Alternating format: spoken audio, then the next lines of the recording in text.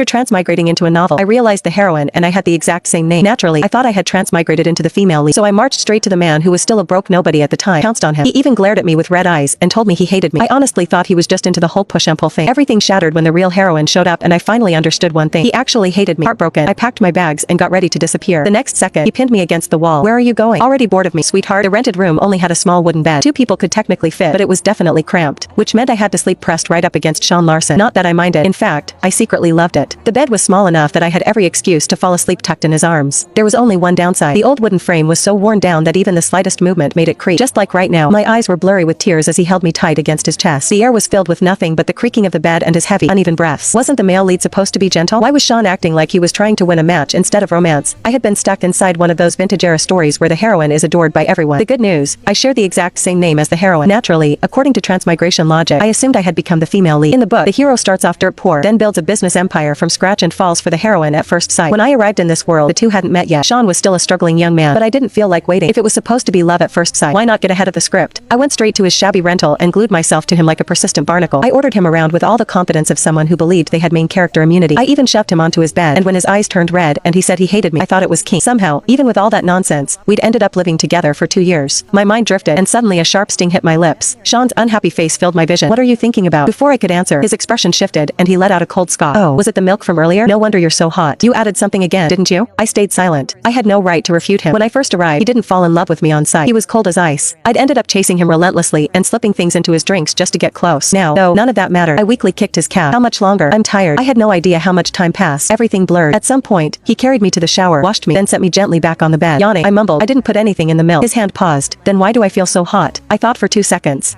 Because it was hot milk? I wrapped my arms around his neck and exposed the truth without mercy. If you like seeing me in a nightdress, just admit it. I wore it for the first time tonight and you already tore it. It was chiffon. That fabric is in style right now. He immediately looked away, ears turning suspiciously red. Who said I like seeing you wear that? I ignored him, already half asleep.